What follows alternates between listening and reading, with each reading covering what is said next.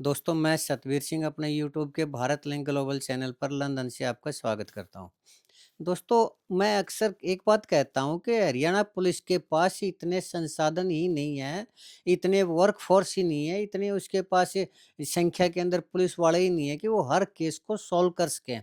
और इतनी संख्या कम हो चुकी है पुलिस वालों की कि वो एक केस की अगर उनके पास कोई सूचना आती है और उस केस के लिए चलते हैं तो इतनी देर में तो 4 और सूचना आ जाती है अपराध होने की।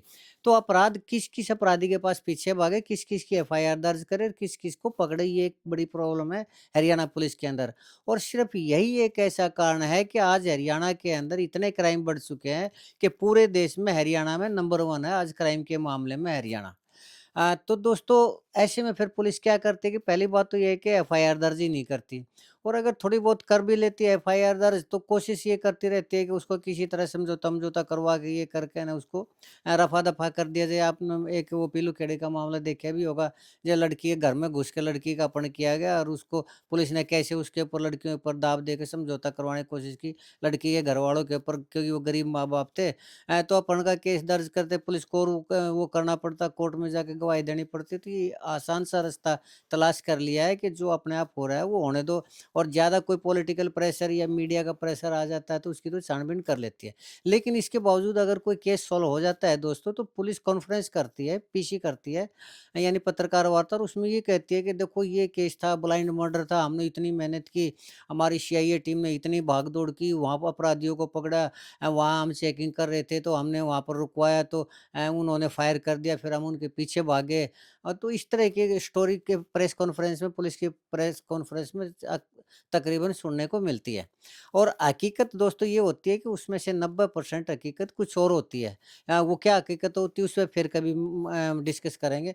लेकिन उसमें दोस्तों कई बार जब ब्लाइंड मर्डर भी होते हैं या और भी होते हैं तो मैंने ये कहा कि पुलिस के पास फोर्स नहीं है तो उसमें ऐसे केस भी हो जाते हैं जो अपने आप सॉल्व हो जाते हैं, या घरवाले नाम ले देते हैं या घरवालों को शक होता है या घरवाले सीधे उँगली उठाते हैं, "आग जी इसका मर्डर उसने किया है।"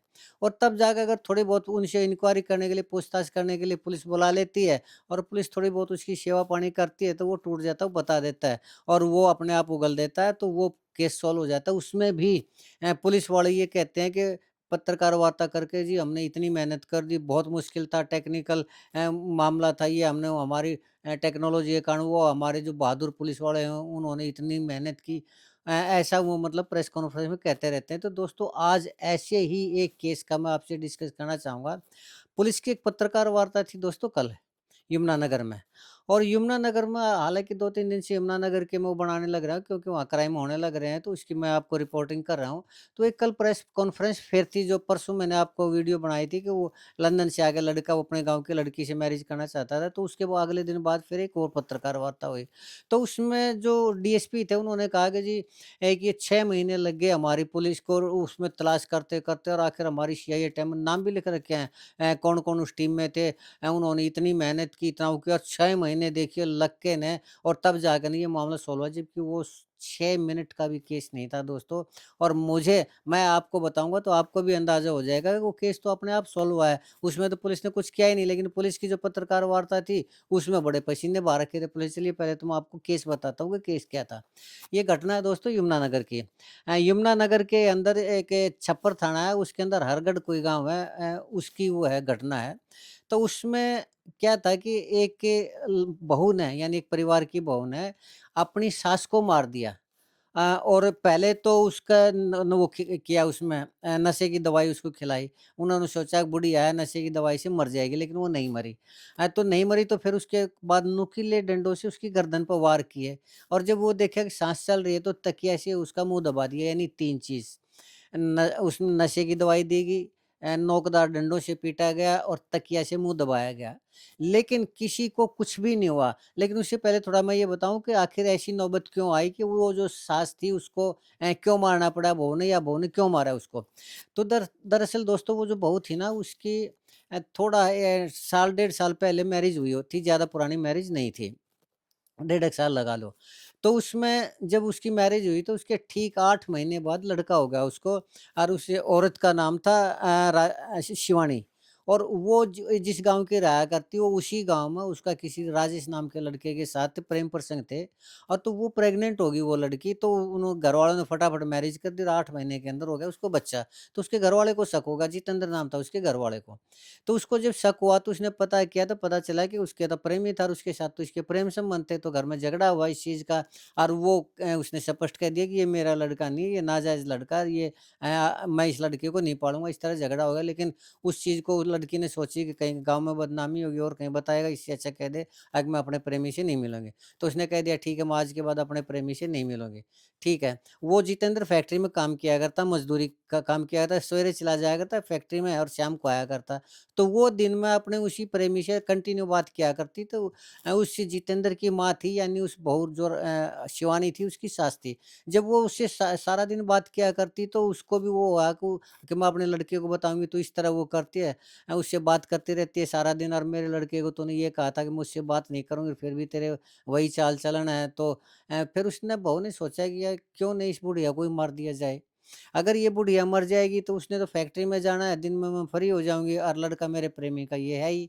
बेशक उसका जो पिता है जितेंद्र, वो नाजायज़ समझे या कुछ समझे, लेकिन प्रेमी का तो है ही। तो उसने क्या किया दोस्तों, अपनी सास को पहले तो नशे की दवाई दी, नींद की गोली या नशे की दी, लेकिन उससे वो नहीं मरी, तो उसने नुकीले डंडे से उसकी गर्दन पर वार किए। यानी एक ऐसे कोई घर के अंदर डंडा पड़ा था जिसमें लंबी कील थी, तो उससे मारे। तो अब ये देखिए, नुकीले डंडों के साथ अगर गर्दन पर वार किया जाएगा तो उसमें चोट लगेगी, खून आएगा या नहीं आएगा, और उसमें वो अंदर तक घुसेंगे या नहीं घुसेंगे, सांस की नली कटेगी या नहीं कटेगी। चलिए, सांस की नली पर नहीं भी लगा तो गर्दन पर अगर नुकीला डंडा होगा, तो क्या वो पोस्टमार्टम रिपोर्ट में नहीं आएगा? लेकिन चलिए, कोई बात नहीं। उसके बाद फिर जब उससे भी वो उसके सांस चलते रहे, तो उन्होंने उस अपने उसकी उस बहू ने उसके तकिए से उसका वो नाक पर तकिया रख दिया, और वो जैसे इसमें सोनीपत में केस हुआ था, वो रामकिशन का और उसका सरिता का था, उसने अपने बॉयफ्रेंड के साथ मिलकर तकिया रख दिया था। तो उसी तरह इसने तकिया रख दिया और उसकी सास की हो गई मृत्यु। अब वो उसका पति घर आया होगा, तो उसने वही जो औरतों वाले ड्रामे वो किए होंगे, पता नहीं कैसे क्या दम घुट गया या और कुछ है या उम्र ज़्यादा थी। ख़ैर उसने भी ज़्यादा वो नहीं किया, शक तो उसको हुआ। लेकिन चलो, बात आई गई, उसका अंतिम संस्कार कर दिया और 6 महीने हो गए उस चीज़ को। लेकिन पता नहीं क्यों उस लड़के को शक हो गया, और उसने कि मेरी माँ ऐसे तो नहीं मर सकती, और गले पे उसने ये भी देख लिए होंगे।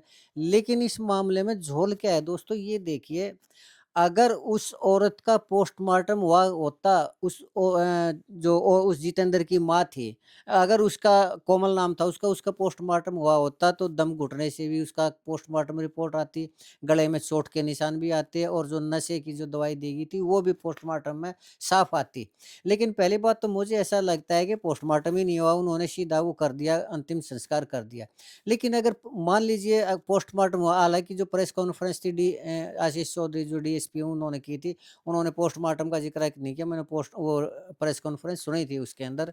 तो अगर पोस्टमार्टम किया होता तो रिपोर्ट तो उसमें साफ आती, तो सीधी-सी एक वो थी कि वो घरवालों से पूछते, और उसका जो जितेंद्र था उस बुढ़िया का जो मारी गई थी, उसका लड़का, वो 1 मिनट में बता देता है कि इसने मारी होगी, मैं पहले भी इसके साथ झगड़ा हुआ था। पुलिस तभी अरेस्ट कर लेती है, यानी कहने का मतलब ये है कि 1 घंटे का मामला था, और 6 महीने इस चीज़ को इसलिए लग गए कि पुलिस ने इन्वेस्टिगेशन ही नहीं की, या फिर पोस्टमार्टम नहीं करवाया पुलिस ने, सीधा ही कह दिया होगा चलो छोड़ो, मर गई तो बुढ़िया थी, उम्र ज़्यादा हो रही थी, दे दो दाग, यानी लीपापोती कर दी मामले को। लेकिन जब उसने जितेंद्र ने शोर मचाया होगा, तो फिर पुलिस ने उसको अरेस्ट किया होगा, शिवानी को पूछताछ की होगी, और जब थोड़ी सख्ती दिखाई तो उसने बता दिया होगा कि हाँ मैंने मारा, और साथ में उसने अपने प्रेमी का भी नाम ले दिया। तो 6 महीने बाद पुलिस प्रेस कॉन्फ्रेंस करती है और ये कहती है कि हमने सीआईए की टीम गठित की। 6 महीने लगे सीआईए की टीम को, हमारे वो जाबाज़ पुलिस जो पुलिस के वीर बहादुर योद्धा जवान हुआ करते, उन्होंने इतना, देखिए 5 मिनट का केस था इसमें। तो दोस्तों, ये वजह क्या है? हालाँकि अब वो शिवानी और राजेश गिरफ्तार कर लिए हैं, थंबनेल पे उसका आप फ़ोटो भी देख सकते हैं उनका, और जो डीएसपी आशीष चौधरी उनकी वो प्रेस कॉन्फ्रेंस करते हुए भी देख सकते हैं। लेकिन इस पूरे मामले को देखो, ये मेरा विश्लेषण हो सकता है, मेरा विश्लेषण गलत हो सकता है पुलिस अपनी जगह ठीक हो, लेकिन ये देखिए, अगर उसका पोस्टमार्टम हुआ होता तो ये 5 मिनट का ही तो केस था, वो घरवालों से पूछताछ करती, जो कि सबसे पहला काम ही होता है घरवालों से पूछना। और अगर घरवालों से पूछती तो जितेंद्र पुलिस को बता देता कि ये अगर पोस्टमार्टम में ये आई है तो ज़रूर मेरी पत्नी के साथ मेरा झगड़ा चला करता, ये बच्चा मेरा बच्चा था नहीं, नाजायज़ बच्चा था, ज़रूर मेरी पत्नी का और इसके प्रेमी का काम होगा, वो 2 मिनट में बता देता। पुलिस अरेस्ट करती, 2 छीतर पड़ते, 2 ही छीतर, 39 छीतरों की बात नहीं कर रहा मैं, 2 छीतर पड़ते और वो सच उगल देती और उगलते ही वो अरेस्ट कर लेती, तो 6 महीने किस चीज़ में लगने थे। तो ये वजह क्या है? वजह है पुलिस के पास फ़ोर्स का ना होना, सरकार का इस तरफ ध्यान ना देना, पुलिस के पास संसाधन का ना होना और फिर पुलिस जो टरकाती है और अपने आप जो केस सॉल्व हो जाती है, उसमें पुलिस अपनी पीठ थपथपा लेती है। उसकी वजह ये है, सिर्फ़ यही ऐसी वजह है कि हरियाणा के अंदर आज इतने ज़्यादा क्राइम बढ़ चुके हैं कि अपराधियों को खौफ ही नहीं है, किसी भी तरह का खौफ नहीं है इस मामले में कि कोई सज़ा हो जाएगी। अगर किसी तरह मान लीजिए वो पकड़े भी जाते हैं, जेल में चले भी जाते हैं, तो जो गवाहों को मार देते हैं और जब गवाह ही नहीं होंगे तो फिर सज़ा कैसी? तो आजकल ये खेल चल रहा है दोस्तों, ये अपराध की संख्या इतनी ज़्यादा बढ़ चुकी है और पुलिस इस मामले में किस तरह लीपापोती कर रही है, किस तरह वो करती है।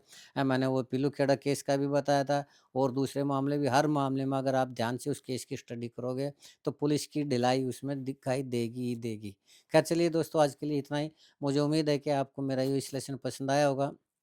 अगर आपको लगता है कि मैं सही कह रहा हूँ, तो आपसे गुज़ारिश है, मेरी इस वीडियो को लाइक करें, शेयर करें, कमेंट करें दोस्तों, और चलते-चलते एक निवेदन और करना चाहूँगा, कि मेरे चैनल को सब्सक्राइब ज़रूर करें, ताकि इसी तरह मैं अपना विश्लेषण आपके सामने लाता रहूँ।